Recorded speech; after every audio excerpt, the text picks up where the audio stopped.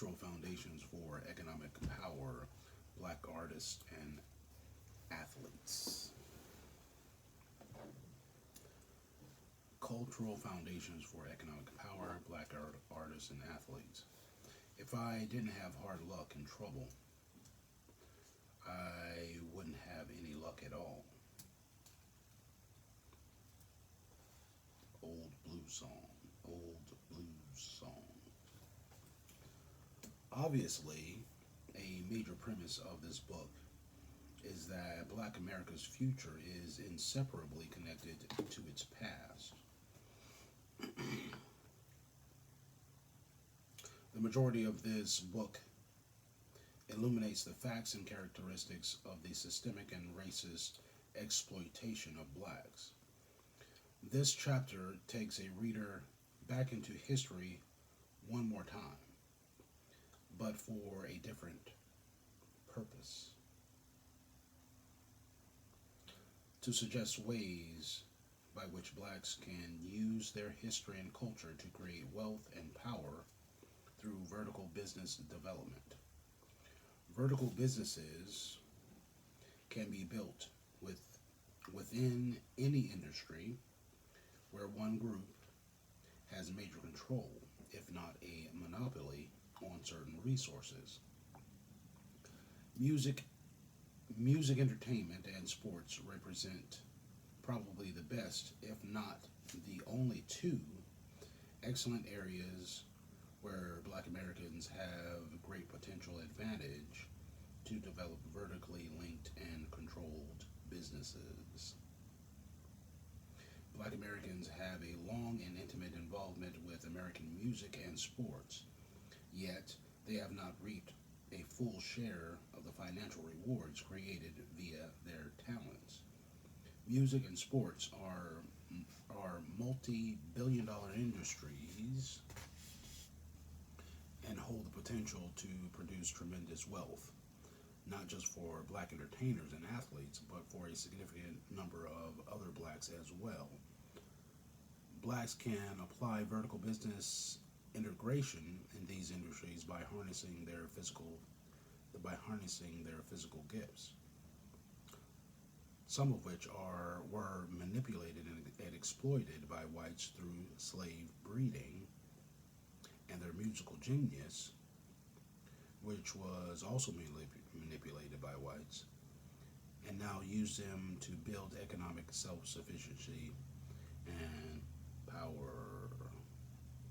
In the concept of vertical integration, a single entity or group controls all aspects of the creation and sale of a service or product, including obtaining the raw materials, processing, and manufacturing, then distributing, marketing, and selling the finished products.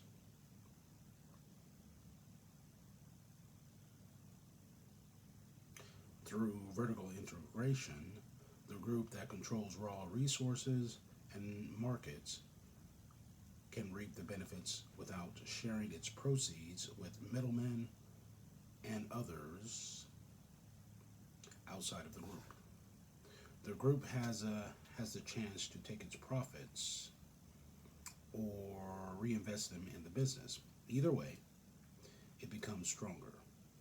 The black community could adapt these concepts to the music and sports industries and thereby spread millions of dollars into black businesses throughout the nation.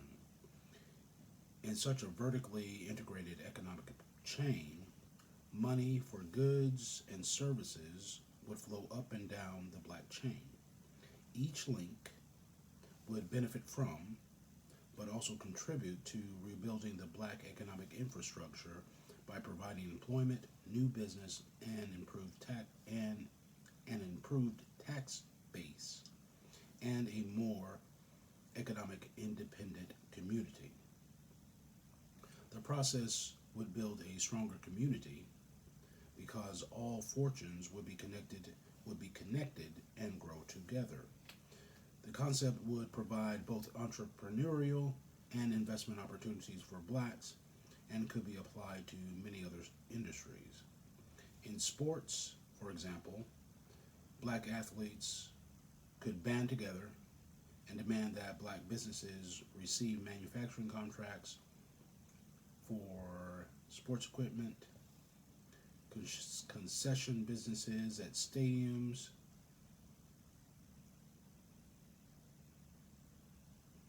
and arenas, and a large share of the legal work, travel, and transportation contracts, janitorial contracts, and whatever else is needed to support the industries that center around their talents.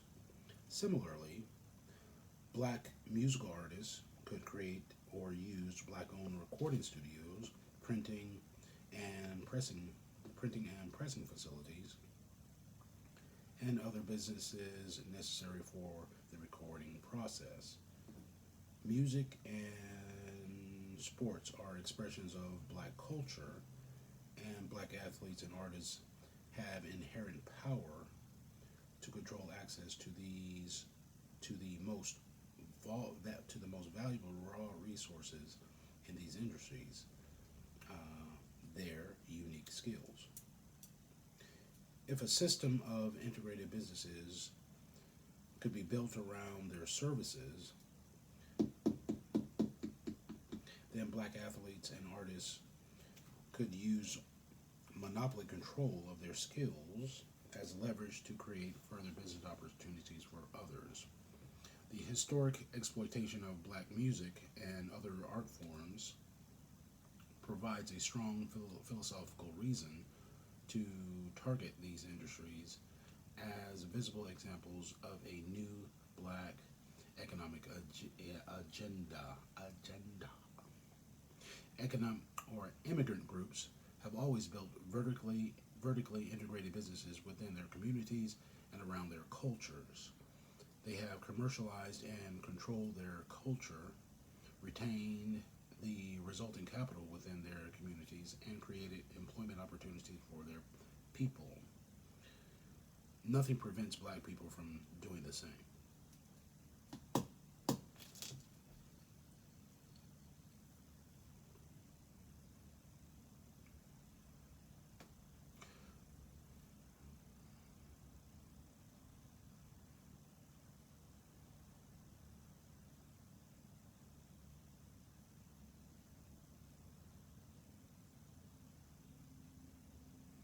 Building wealth through black music. Much of American popular music, from rock and roll to jazz, swing, and gospel, is rooted in black music. Most other African art forms were destroyed by slavery or diluted to such an extent that the original distinctive characteristics were lost. But the musical aspect of black culture survived slavery and has prospered. Though many black individuals have become successful as artists, they have failed to fully access or control the money generated by the music industry. They have not had a strong presence in the production, distribution, marketing, or sale of music, or the related legal or business work. Black music is the basis for one of the world's wealthiest industries.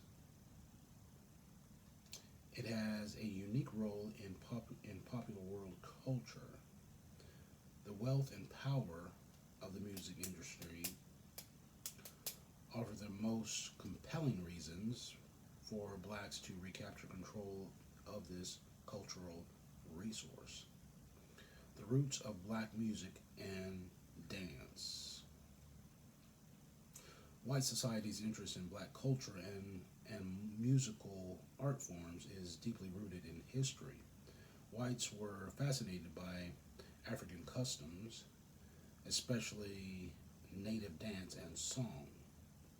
The black Africans' physical movements were rhythmic, uninhibited, and sensuous.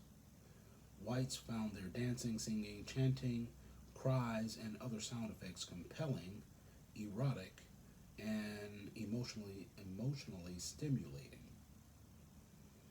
Whites liked to observe Whites liked to observe blacks performing, not only because black art forms conveyed a sense of contentedness, but because whites were entranced by the black style. They liked what they saw, they liked what they felt, and they found ways to manipulate it, control it, imitate it, and make money from it.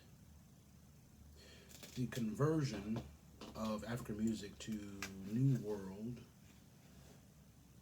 or Black American music began aboard the slave ships as the music was transformed in response to the horrible conditions of enslavement. The slaves expressed their physical and psychological pain through song, music, and dance. Captains of the slave ships gave slaves opportunities to sing, dance, and express their sorrows. These releases of emotion were like a drug that raised the slave's spirit and burned off surplus energy, quelling pent-up hostilities that represented a constant danger to their white captors. During the long voyages from Africa to the New World, both the slaves and the crews looked forward to these release rituals, which became known as dancing the slaves. For added enjoyment, some slave ships provided musical instruments such as tambourines, harps, fiddles, and banjos for the slaves. Ships without musical instruments often permitted slaves to make music by using pots and pans. The most commonly used accompanying sounds were vocal harmony, hand clapping, or foot stomping. The long voyages and brutal conditions generated deep new emotions in the slaves, who modified their traditional African songs, music, and dances to convey how they felt about their forced voyage from Africa. The white slave traders were fascinated by the emerging new sounds and dances. In the New World slave markets, the slaves retained and continued to modify their music and dance heritage.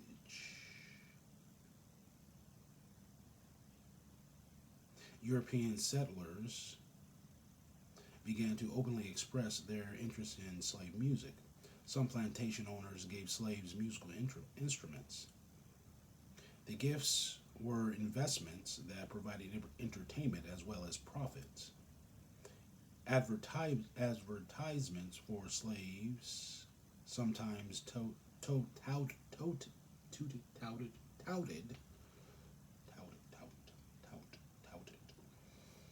musical and dancing talents because such skills increased slaves' value.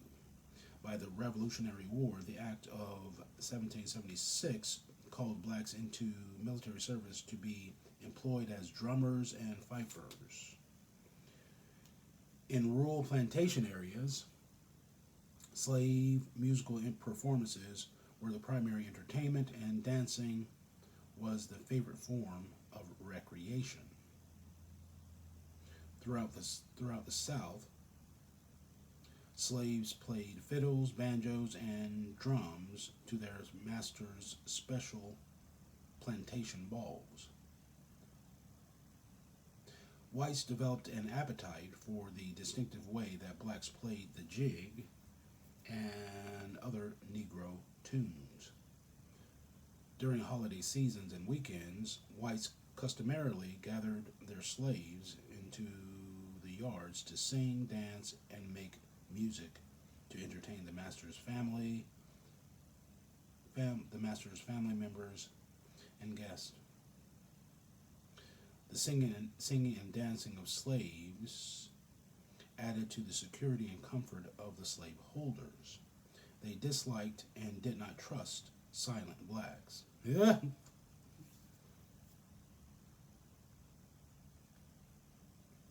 They wanted slaves to sing while they worked and to at least give the impression that they were happy. Black work Black work songs developed into some of America's first folk music and became blacks' statements to the world. These work songs described the hard, unhappy lives of slaves. With primitive tools, little food, and monetary compensation, they sweated their lives away in the cotton fields, mines, or on the rail lines, producing wealth for the white class. The burdens and pains of slavery and Jim Crowism were eased by the music and occasional chance to dance.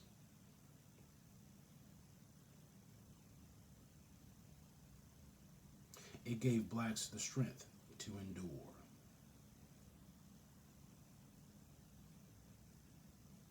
The Emancipation Proclamation brought short-lived joy and celebration into the lives of the slaves who sang and danced for days, ecstatic about their new legal freedom.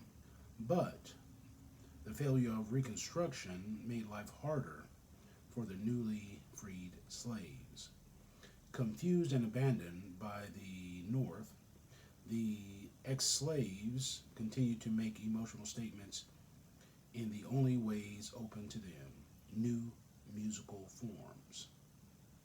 They sought emotional comfort and release in the churches. The ex-slaves' inability to read the hymn books or musical notes gave them the freedom to play and sing what they felt in their souls. Outside of the churches, blacks blended the spirituals with old slave work songs and called it the blues. Whether it was the church or the street corner, blacks accentuated their music with emotion. The black blues singer was a storyteller who powerfully conveyed the deep sorrows and pains of a black nation imprisoned within a white nation. Often, white society responded to the new black music in a manner that reflected their emotional dilemma. They were attracted to it and simultaneously repulsed. The more religiously conservative whites affixed the more religiously conservative whites affixed derogatory labels to black music. They called blues race music. By the 19th century, New Orleans had become the center of a new form of black music called jazz, which was a shortened label for what whites called jackass music. In their happier moods, blacks created Dixieland and ragtime music. Ragtime was labeled coon music by whites. Gospel music is a product of the 20th century, as similar to black secular music, especially blues and jazz.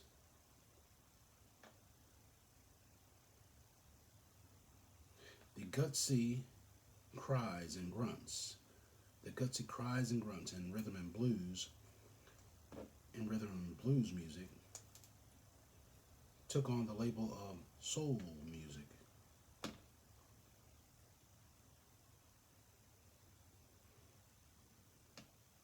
Blacks expressed their music down from generation to generation. It expressed their hopes, determinations, and assurance that there would be a better life. Popular country popular country and Western music has heavy black roots, coming from the musical background established by black slave entertainers and vagabonds.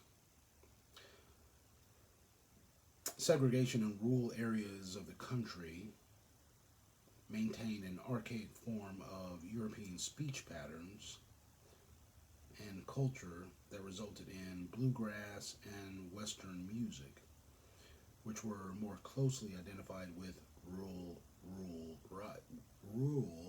whites. However, popular and progressive country music has been incrementally updated with black sounds through the years.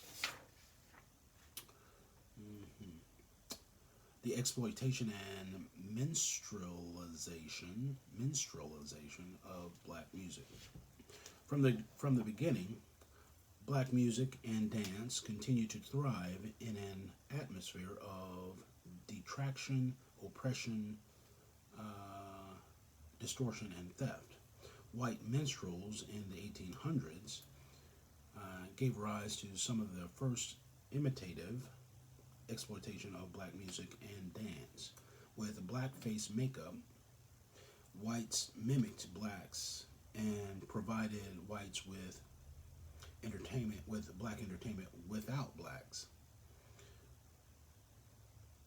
These white performers provided whites with a safe window to a cultural and emotional world of to the cultural and emotional world of black people and made money.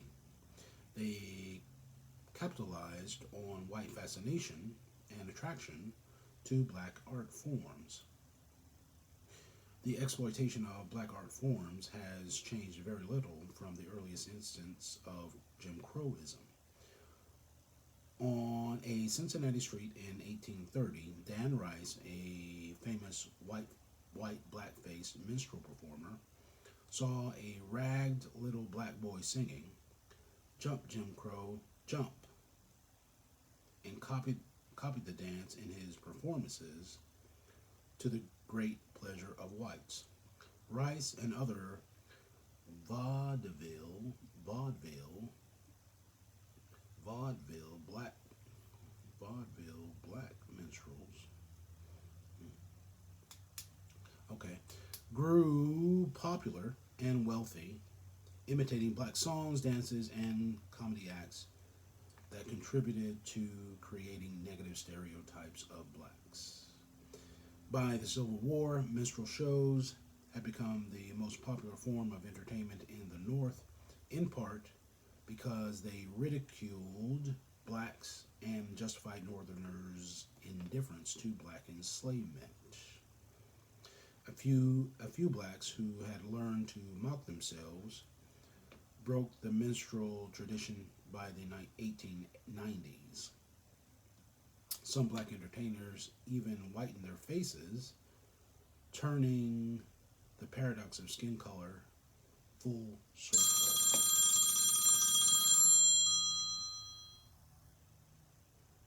Okay, full circle.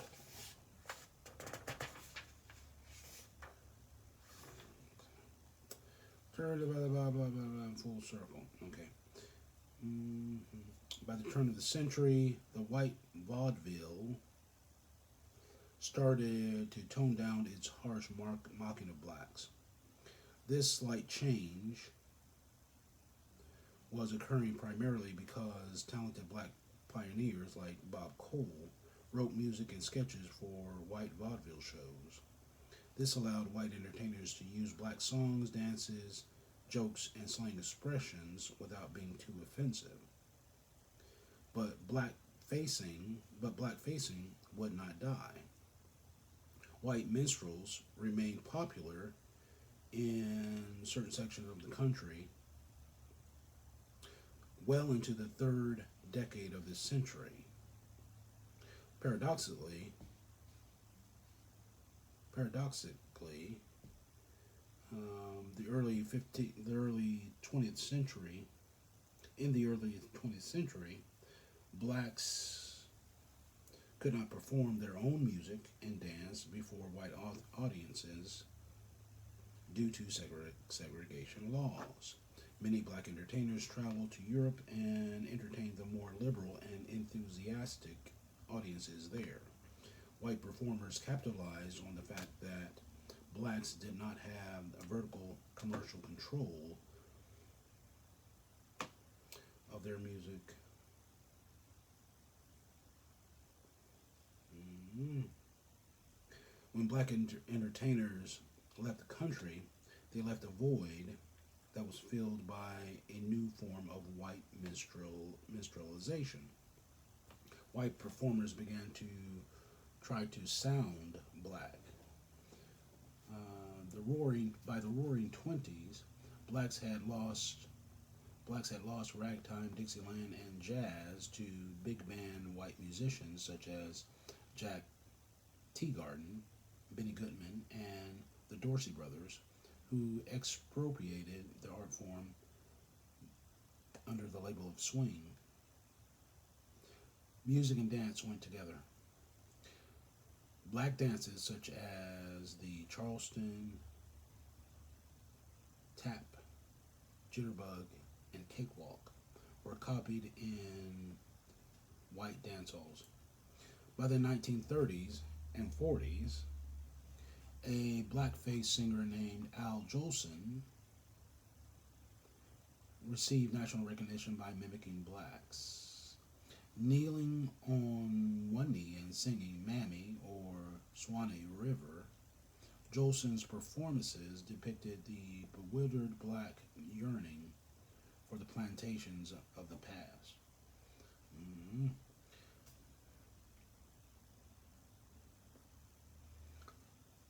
Mm-hmm. The integration movement that began in the mid 1950s opened the door for whites to totally appropriate black music. Under that time, black music was primarily available only in black clubs and underground.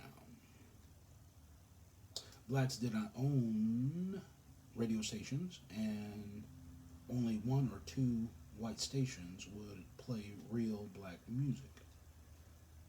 It was not sold in white record stores. Only black mom and pop shops sold it.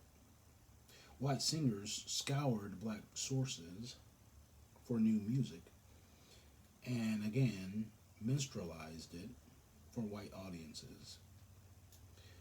This time without using blackface makeup.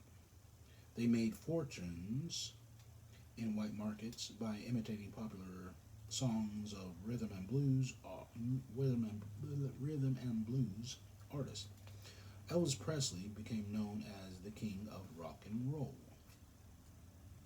Much of the music sung by Elvis and Bill Haley and the Comets was music that was written and previously sung by black rhythm and blues artists. The title rock and roll came from an old blues song of the Big Joe Turner called Shake, Rattle, and Roll, which Haley and the Comets popularized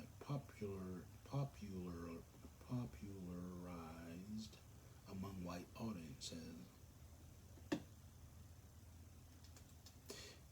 Hardly any black musical artists received respect, credit, or copyright compensation for their music. From jazz, blues, Dixieland, gospel, ragtime, swing, bebop, boogie woogie, or rhythm and blues, stripped.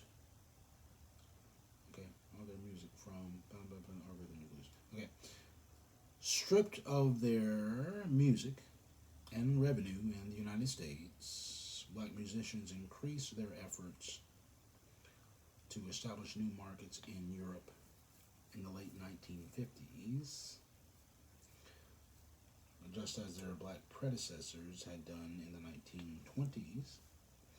By the early 1960s, Europeans had been exposed to black music and dance and could imitate blacks. In the mid 1960s, the mid 1960s witnessed an influx of black influenced European musicians and singers such as the Beatles, Rolling Stones, the Bee Gees, and Elton John. The Rock and Roll Hall of Fame in Cleveland,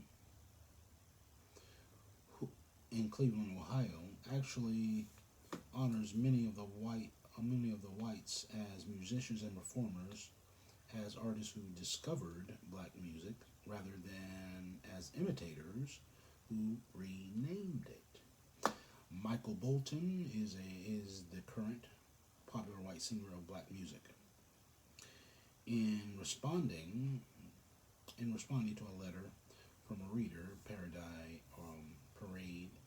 Parade magazine, in responding to a letter from a reader, Parade magazine, January 2nd, 1994, expressed its belief in the mainstream popularity of Bolton, saying, "He is a white whaler who merely redoes old black soul ballads." When a nationally known black television